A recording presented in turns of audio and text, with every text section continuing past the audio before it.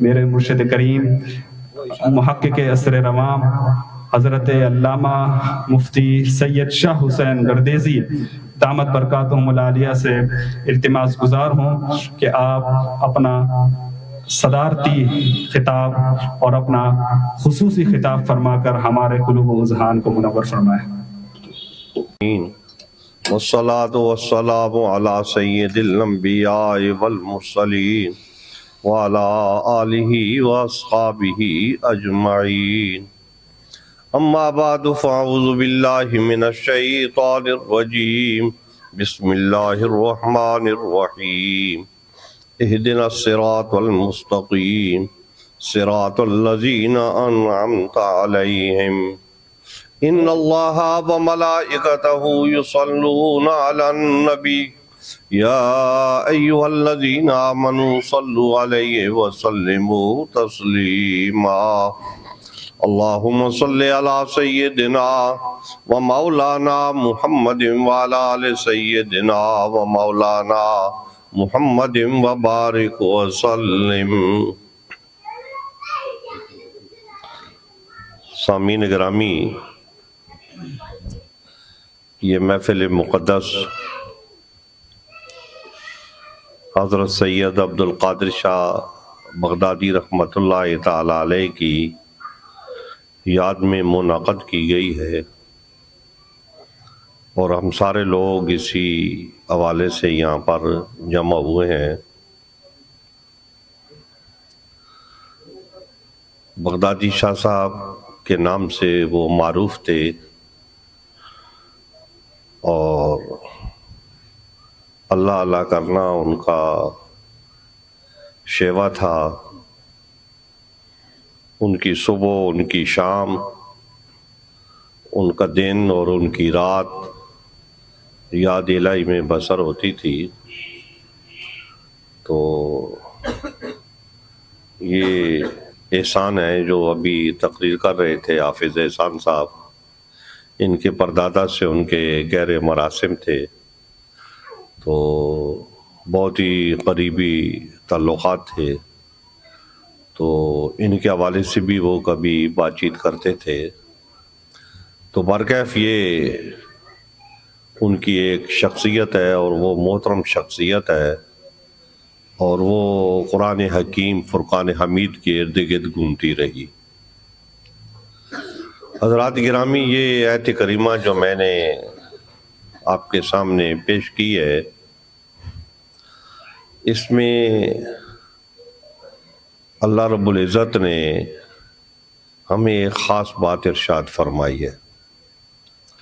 سورہ فاتحہ ہے اس کا نام، ایک سورہ دعا بھی ہے، اور اس دعا میں جو باتیں ہیں ان میں سے ایک بات یہ ہے کہ آپ نے صراط مستقیم کے بارے میں اللہ تعالیٰ سے یہ دعا کرنی ہے، اور ہر روز کرنی ہے، اور ہر نماز میں کرنی ہے کہ باری تعالیٰ ہمیں صراط مستقیم پر قائم و دائم فرما، یعنی اس کی ہدایت فرما، اس پر ہمیں قائم و دائم فرما۔ تو یہ دعا ہم نے کرنی ہے، لیکن سوال یہاں پر یہ پیدا ہوتا ہے کہ ہمیں شناخت کیسے ہو کہ یہ صراط مستقیم؟ تو اس کے لیے اللہ رب العزت نے بڑے واضح طور پہ بات کہہ دی کہ صراط الذین انعمت علیہم، کہ وہ بندے جن پر میں نے انعامات و اکرامات کیے ہیں، جنہیں میں نے اپنی معرفت کی نعمت سے سرفراز فرمایا ہے، وہ جو ان لوگوں کا راستہ ہے وہ صراط مستقیم ہے۔ اب ہر شخص دعوت دے سکتا ہے کہ میں جس پہ چل رہا ہوں وہ صراط مستقیم ہے، لیکن اللہ رب العزت نے ہمیں جو بات ارشاد فرمائی ہے صراط مستقیم کی پہچان کے حوالے سے، تو وہ یہ ہے کہ جن پر اللہ تعالیٰ نے انعام کیا ہے، جن کو اللہ تعالیٰ نے اپنی معرفت کی نعمت نصیب فرمائی ہے، اپنے طرف رخ کرنے والے علم کی نعمت نصیب فرمائی ہے، تو فرمایا کہ ان کا راستہ جو ہے وہ صراط مستقیم ہے۔ وہ جدھر چلتے ہیں آپ ادھر چلتے رہو، وہ جدھر جاتے ہیں آپ ادھر جاتے رہو، اور جو وہ کرتے ہیں وہ آپ کرتے رہو۔ قرآن حکیم فرقان حمید نے یہ بات بھی ارشاد فرمائی ہے کہ اللہ رب العزت نے کس پر نعمتیں کی ہیں، تو وہ ارشاد فرماتا ہے فَأُولَٰئِكَ الَّذِينَ أَنْعَمَ اللَّهُ عَلَيْهِمْ مِنَ النَّبِيِّينَ وَالصِّدِّيقِينَ وَالشُّهَدَاءِ وَالصَّالِحِينَ، کہ جن پر اللہ تعالیٰ نے نعمت ارشاد عطا فرمائی ہے جنہیں، تو وہ سب سے پہلے جو طبقہ ہے وہ انبیاء کرام کا طبقہ ہے، اور پھر اس کے بعد صدیقین کا طبقہ ہے۔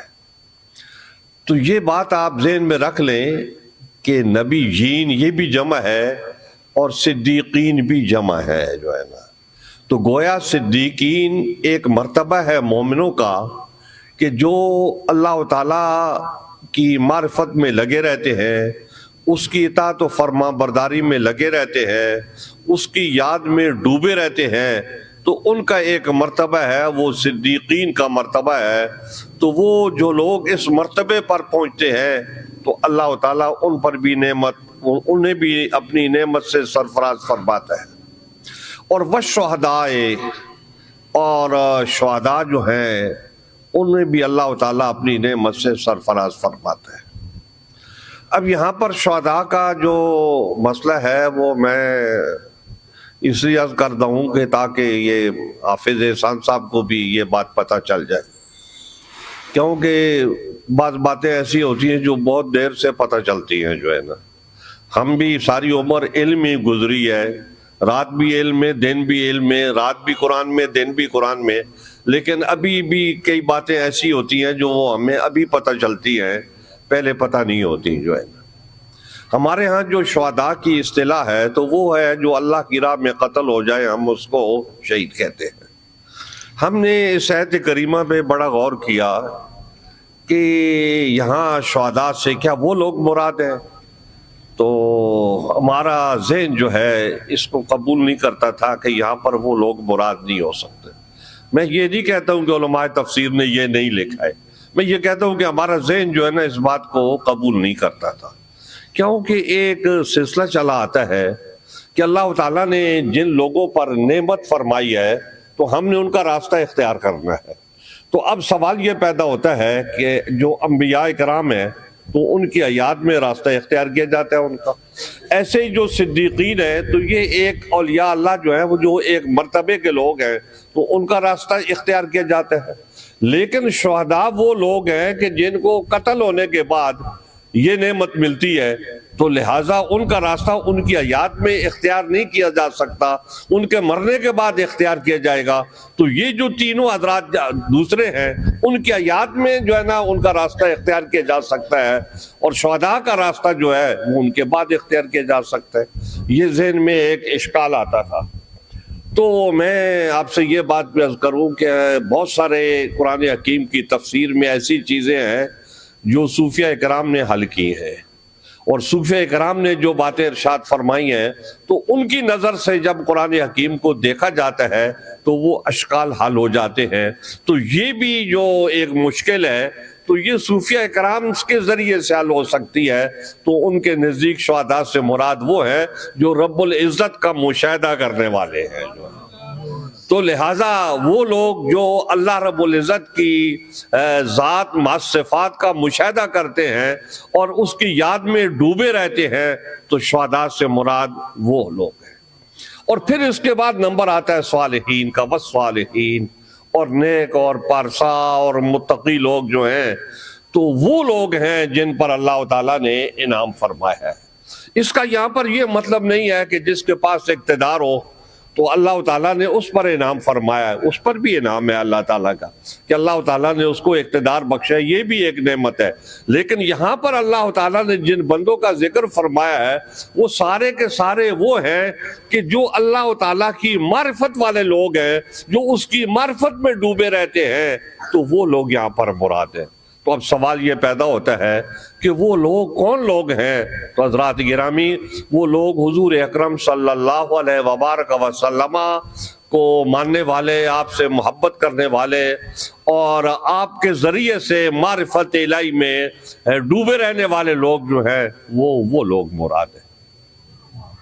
میں آپ سے یہ بات عرض کروں گا کہ یہ جو 4 طبقے بیان کیے گئے ہیں، ایک تو انبیاء کرام کا طبقہ ہے، پھر اس کے بعد صدیقین کا ہے، پھر اس کے بعد مشاہدہ کرنے والوں کا ہے، اور پھر اس کے بعد صالحین کا ہے۔ تو یہ لفظوں پر بھی آپ غور کر رہے ہیں، اور یہ لوگ کون ہیں ان کے اوپر بھی آپ غور کر لیں۔ تو ہمیں حکم ہے کہ جس راستے پہ یہ چل رہے ہیں آپ اس راستے پہ چلو، وہ ہے صراط مستقیم۔ لہذا ہم نے یہ بات طے کر لی کہ وہ راستہ جو حضور اکرم صلی اللہ علیہ وبارک وسلم نے فرمایا تھا کہ علیکم بسنتی وسنت الخلفاء الراشدین، کہ تم پر میری سنت اور میرے خلفاء راشدین کی سنت جو ہے وہ لازم ہے، تم اس کو اختیار کر لو۔ تو حضور اکرم صلی اللہ علیہ وبارک وسلم نے خلفاء راشدین کی بات کی۔ تو خلفاء راشدین کون ہیں؟ وہ حضرت ابو بکر صدیق رضی اللہ عنہ، حضرت عمر فاروق رضی اللہ عنہ، حضرت عثمان ابن عفان رضی اللہ عنہ، اور حضرت علی ابن ابی طالب رضی اللہ عنہ، اور حضرت امام حسن رضی اللہ عنہ۔ تو یہ سارے وہ لوگ ہیں کہ جو خلفاء راشدین ہیں۔ تو نبی علیہ السلام نے فرمایا کہ میرے بعد جو ہے نا ان کا راستہ آپ اختیار کرو، اور اس کے بعد جو ہے وہ آپ نے جو بات ارشاد فرمائی ہے تو پھر وہ صالحین کی طرف چلی گئی، شہداء کی طرف چلی گئی۔ تو لوگ جب وہاں سے فارغ ہو گئے، ان کو سامنے اور کوئی شخصیت نظر نہیں آئی، تو لوگ حضرت حسن بصری رضی اللہ تعالیٰ عنہ کی طرف چلے گئے۔ پھر وہ حضرت داؤد طائی ہیں، ادھر چلے گئے لوگ۔ اس طریقے سے ان لوگوں کا راستہ، اور ان لوگوں کو لوگوں نے صالحین سمجھا، شہداء سمجھا، صدیقین میں سمجھا، تو لوگ ان کی طرف رغبت کرنے لگے اور ان کے راستے کو اختیار کرنے لگے۔ اور ان کا راستہ کیا تھا؟ اللہ کی عبادت کا راستہ تھا، اس کی معرفت کا راستہ تھا۔ تو اس راستے پہ لوگ چل پڑے۔ حضرت شیخ عبد القادر جیلانی رضی اللہ تعالیٰ عنہ کا بھی وہی راستہ تھا، اور حضرت خواجہ جمیری رحمت اللہ تعالیٰ علیہ کا بھی وہی راستہ تھا، اور حضرت شاہ نقشبند کا بھی وہی راستہ تھا۔ تو لوگوں نے مجموعی طور پہ ان لوگوں کا راستہ اختیار کر لیا، اور حضرات گرامی یہی ہدایت کا راستہ ہے۔ حضرت سید شیخ عبد القادر بغدادی رحمت اللہ تعالیٰ علیہ جو تھے، ان کا بھی یہی راستہ تھا۔ تو اس لیے ہم ان سے بھی محبت کرتے ہیں، اور جو ماضی میں جو بزرگ ہیں ان سے بھی محبت کرتے ہیں، ان کا طریقہ اختیار کرتے ہیں، ان کا طریقہ اختیار کرتے ہیں۔ اور یہ سارے طریقے ایک ہی ہیں جن کو دیکھ دیکھ کے ہم چل رہے ہیں، جن کے بارے میں پڑھ پڑھ کے ہم چل رہے ہیں۔ ہم صبح و شام حضرت شیخ عبد القادر جیلانی رضی اللہ تعالیٰ عنہ کو یاد کرتے ہیں، اور ان کی منقبت پڑھتے ہیں، اور ان کے حوالے سے ہم ہر مہینے ایک محفل بھی کرتے ہیں جس کو 11ویں شیف کہا جاتا ہے۔ تو یہ ہمارے اس تعلق کا نتیجہ ہے۔ جب ہم ہر مہینے پورے اہتمام کے ساتھ ان کا ذکر کرتے ہیں، ان کی محفل جماتے ہیں، تو ہمارا مقصد یہ ہوتا ہے کہ ہم آپ کو یہ بتائیں کہ ہم ان سے وابستہ ہیں۔ اور یہ وہ لوگ ہیں جو صدیقین میں آتے ہیں، جو شہداء میں آتے ہیں، جو صالحین میں آتے ہیں۔ تو یہ وہ لوگ ہیں۔ حضرات گرامی، ہمارے ماضی قریب میں اپنی بات کرتا ہوں کہ ہمارے ماضی قریب میں جس شخصیت سے ہمیں زیادہ قربت رہی ہے وہ اعلیٰ حضرت سیدنا پیر مہر علی شاہ صاحب مجدد گولوی رحمت اللہ تعالیٰ علیہ کی ہے۔ ہم دل و جان سے ان سے وابستہ ہیں، اور ان کے خیال میں رہتے ہیں، اور ان کی یاد جو ہے وہ ہمارے دل و دماغ پر مرتسم ہے۔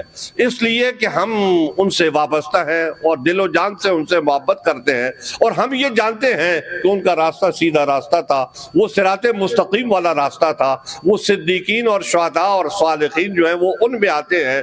تو اس لیے ہم والہانہ طور پہ ان سے محبت کرتے ہیں، ان کا ذکر کرتے ہیں، ان کا نام لیتے ہیں، اپنی محفل میں ان کی بات کرتے ہیں، اپنی محفل میں ان کا قصہ سناتے ہیں۔ تو اس لیے سناتے ہیں کہ ہم ان سے محبت کرتے ہیں۔ حضرت سید عبد القادر بغدادی رحمت اللہ تعالی علیہ بھی ان سے وابستہ تھے، ان کے سلسلے سے وابستہ تھے، اور ایک خاص اپنی قربت بھی ان سے رکھتے تھے۔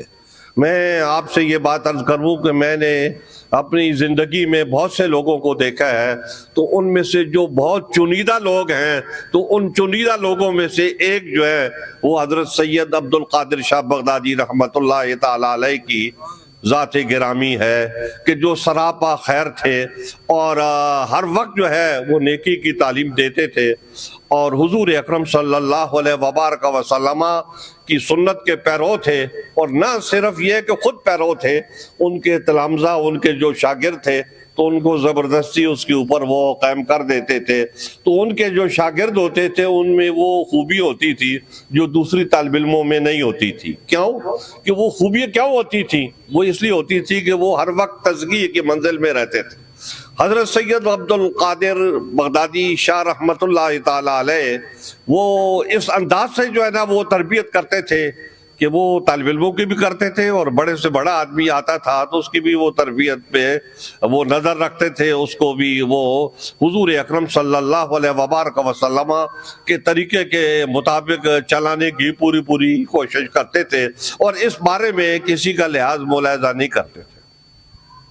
میں آپ کو بتاؤں کہ وہ بڑے بے نیاز آدمی تھے، ان کے پاس کچھ نہیں تھا، جو کچھ ہوتا تھا تو وہ راہ اللہ میں صرف کرتے تھے۔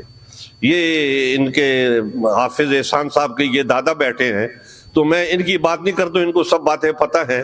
تو ان کے پردادا اور یہ لوگ یہاں سے کبھی ان کو کوئی ہدیہ وغیرہ بھیجتے تھے تو وہ ان کے پاس جو ہے نا وہ پہنچ جاتا تھا۔ جب وہ پہنچ جاتا تھا تو وہ اتنے دن اتنے پیسوں کو اپنے پاس رکھ نہیں سکتے تھے، تو وہ پھر کیا کرتے تھے؟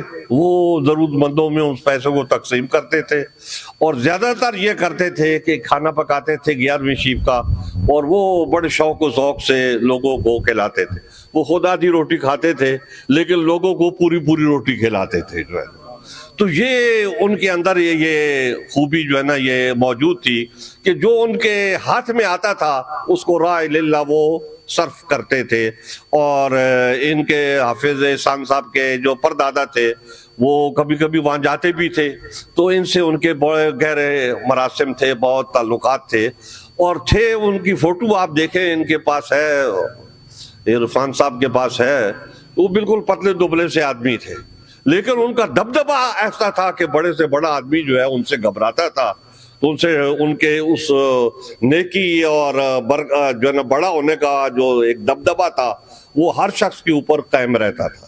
اور پھر وہ بڑے سے بڑے آدمی جو ہوتا تھا وہ نہ چھوٹے کی توہین کرتے تھے نہ بڑے کی توہین کرتے تھے، لیکن وہ بڑے سے بڑا آدمی جو ہوتا تھا تو اس کو بھی اس کے حساب سے رکھتے تھے۔ میں بڑے سے بڑا اس لیے کہہ رہا ہوں کہ لوگ بڑا اس کو سمجھتے جو دنیا داری کے حساب سے بڑا ہو۔ حقیقت میں بڑے وہ لوگ ہوتے ہیں جو عالم ہوتے ہیں، اور جو صدیقین، شہداء اور صالحین ہوتے ہیں یہ بڑے لوگ ہوتے ہیں، لیکن لوگ اسی کو بڑا سمجھتے ہیں کہ یہ جو اقتدار میں ہو اور اس لحاظ سے بڑا ہو، دنیا داری کے لحاظ سے جو ہے نا۔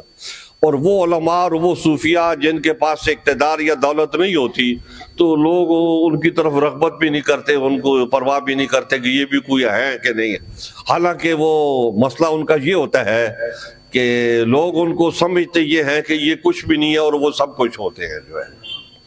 تو حضرت سید عبد القادر بغدادی شاہ رحمۃ اللہ تعالی علیہ کے پاس جب ہمارے دور میں جب ہم تھے تو میں دیکھتا تھا ایک متحدہ پنجاب جو تھا تقسیم سے پہلے کا، اس کا ایک وزیر اعلیٰ تھا، وہ گولڈ شیف کا مرید تھا، خضر یار ٹیوانا اس کا نام تھا جو۔ جب وہ گولڈ شیف آتا تھا تو وہ اسپیشل طور پہ بغدادی شاہ صاحب کو ملنے بھی آتا تھا۔ میں 2-4 مرتبہ دیکھا تو میں نے ان سے ایک دن پوچھا کہ حضرت یہ آپ وہ خضر یار ٹیوانا جب آتا ہے تو آپ اس کو دور سے دیکھتے ہو تو آپ اٹھ کے اندر چلے جاتے ہو، تو پھر اس سے کھڑے کھڑے آپ بات چیت کرتے ہو، تو یہ کیا بات ہے، آپ اپنی مسجد چھوڑ دیتے ہو جب وہ آتا ہے؟ تو وہ کہنے لگے کہ میرا دل نہیں کرتا اس کو ملنے کو، کیونکہ جب تقسیم ہوئی تو یہ مسلمانوں کے قتل عام میں جو ہے نا یہ بھی حصے دار ہے، یہ میرے حساب سے یہ بھی اس میں شریک ہے، تو میرا دل نہیں کرتا اس کو ملنے کو، لیکن یہ آ جاتا ہے، دنیا دار آدمی ہے تو یہ آ جاتا ہے تو پھر اس کا کچھ خیال رکھنا پڑتا ہے۔ تو میں اس لیے نہیں اٹھتا ہوں کہ جو ہے نا یہ آیا ہے تو میں اس کو اٹھ کے ملوں. میں یہ کام نہیں کرتا ہوں, میں کسی کام سے اپنے کمرے میں چلا جاتا ہوں اندر جو ہے نا, تو وہاں کھڑے کھڑے کام شروع کر دیتا ہوں. اوپر سے یہ آ جاتا ہے تو کھڑے کھڑے پھر میں اس کو ہاتھ میں لا لیتا ہوں, اور جو مختصر بات کرنا ہوتی ہے وہ میں اس سے کرتا ہوں. لیکن یہ کہ میں اس کے لیے اٹھ کے کھڑا نہیں ہوتا ہوں کہ میرا دل اس کو بڑا نہیں مانتا جو ہے نا.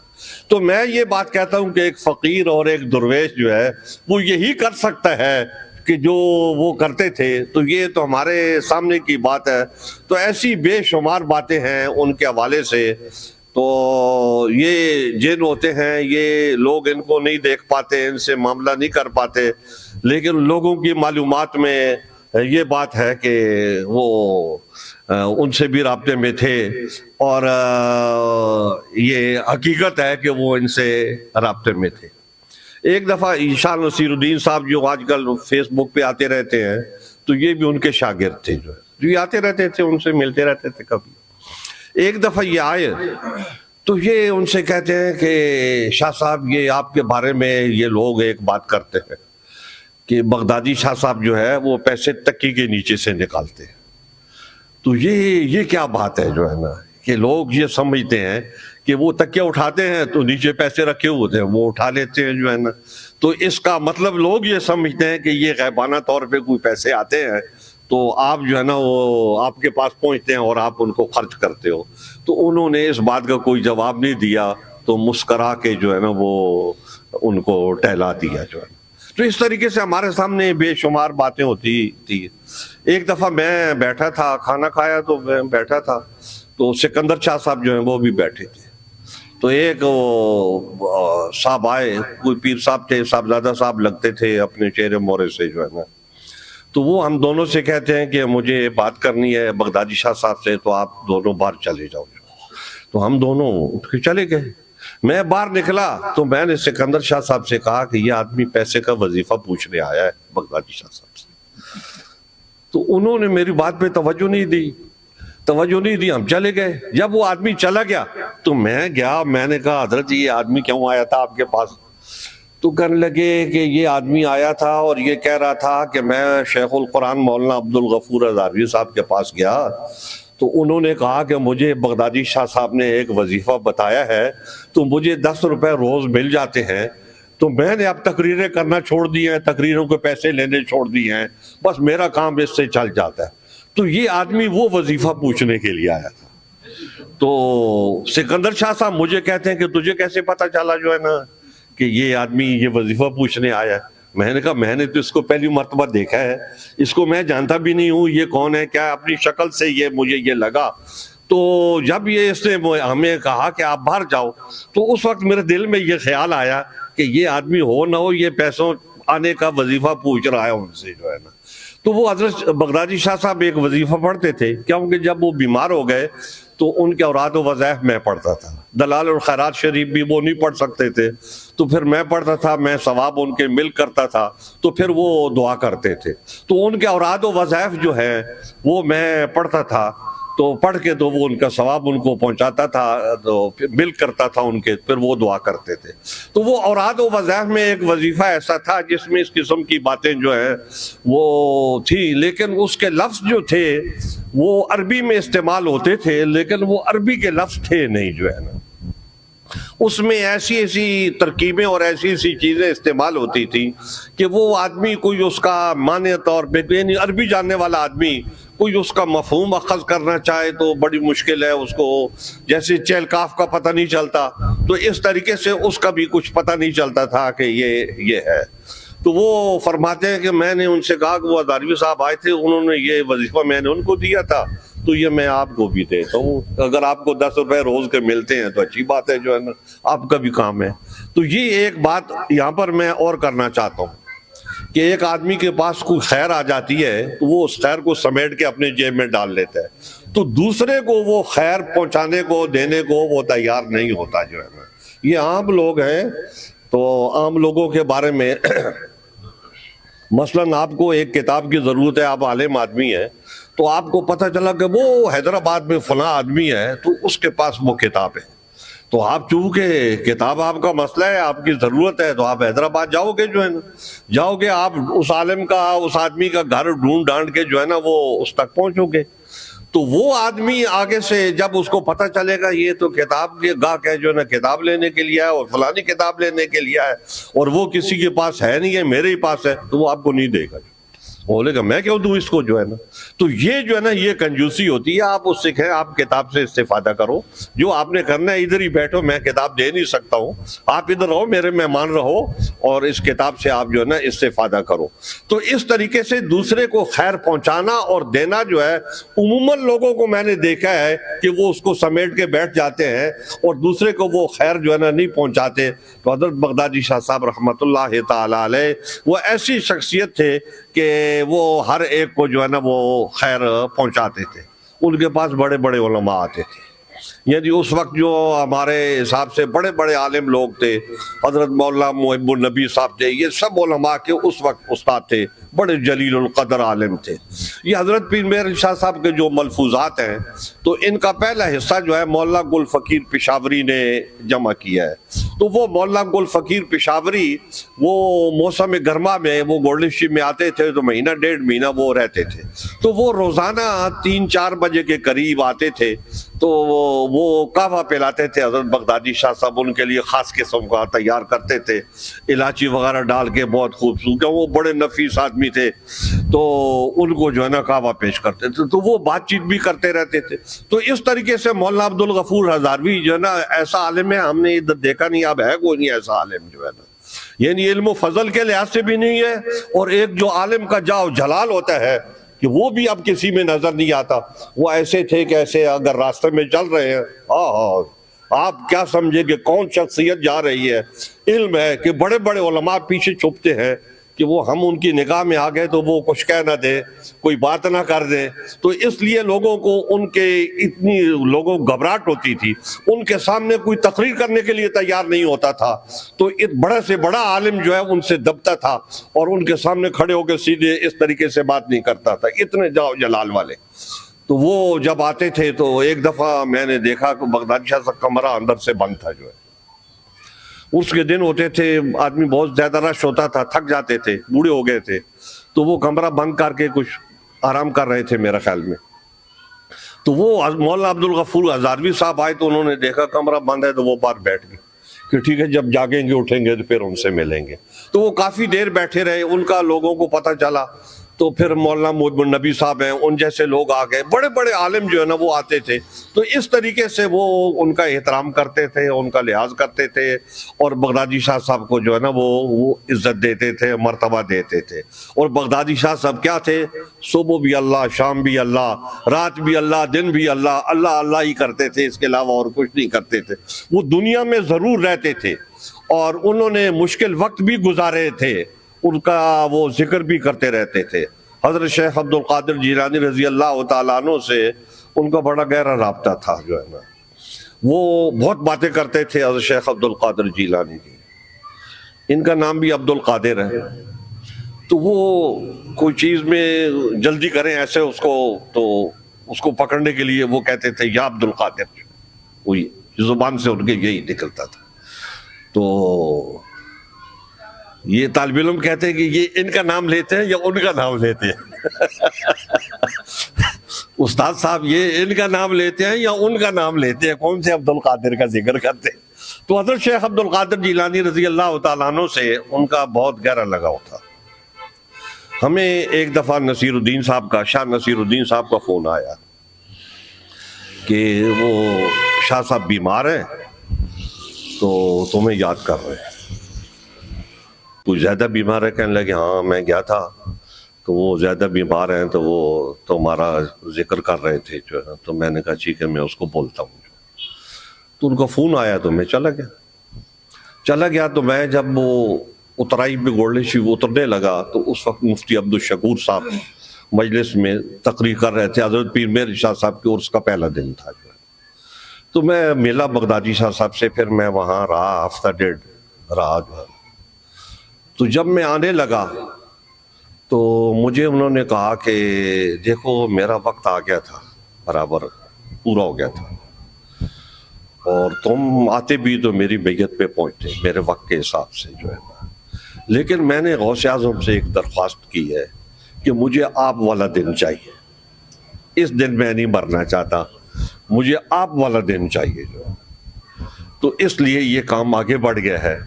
تو اب آپ لوگ آئے ہو تو بارکہ جو ہے نا اصل مسئلہ جو ہے نا وہ یہ ہے صاحب، وہ ہم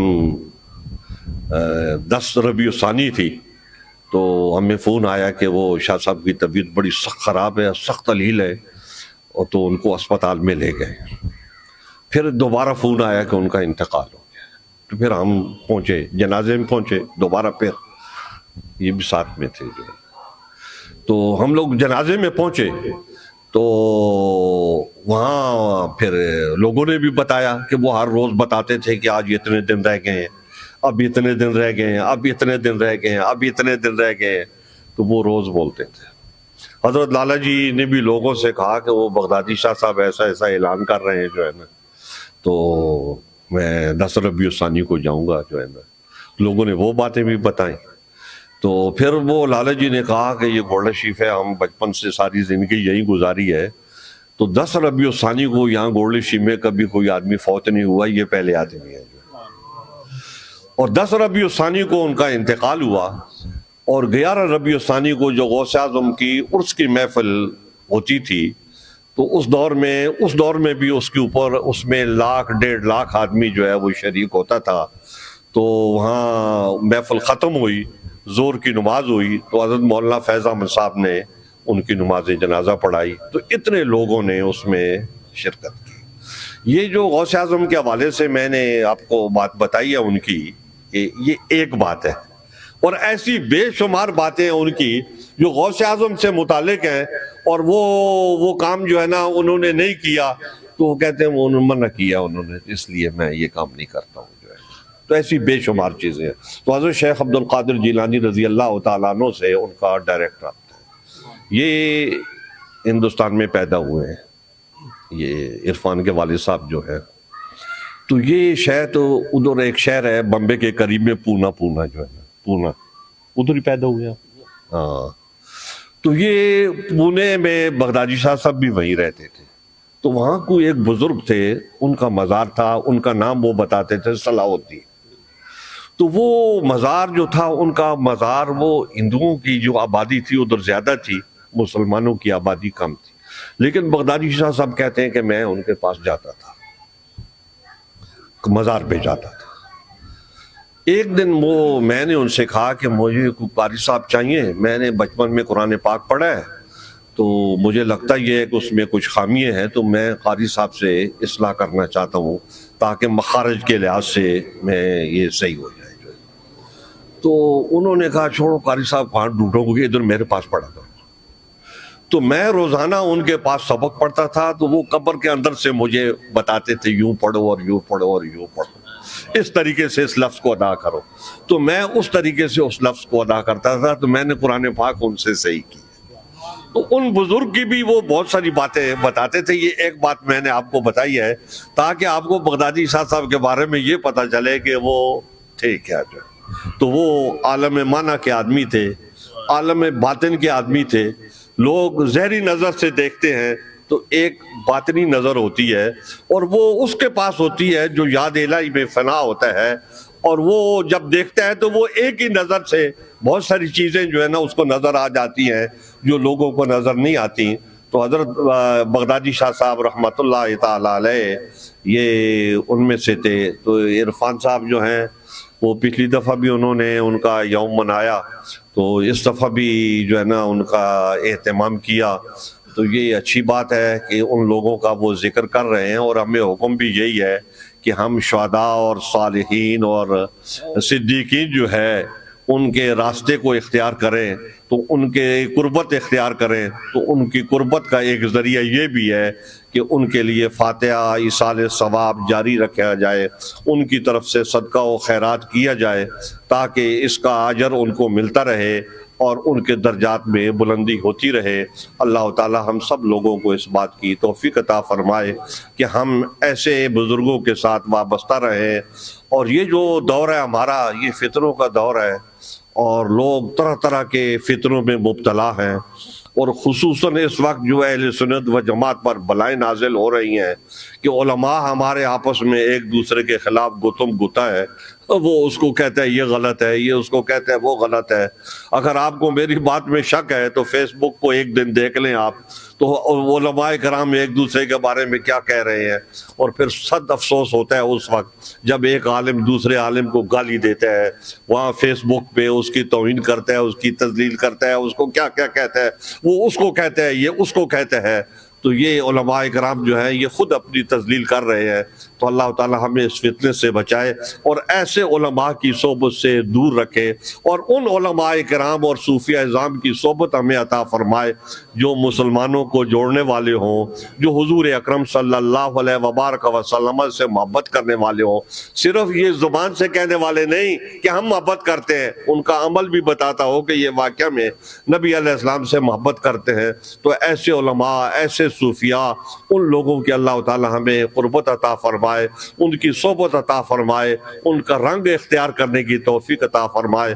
وآخر دعوانا الحمدللہ رب العالمین۔ اور آخر میں حضور اکرم صلی اللہ علیہ وبارک وسلم کی حدیث مبارکہ کہ انا خاتم النبیین لا نبی بعدی۔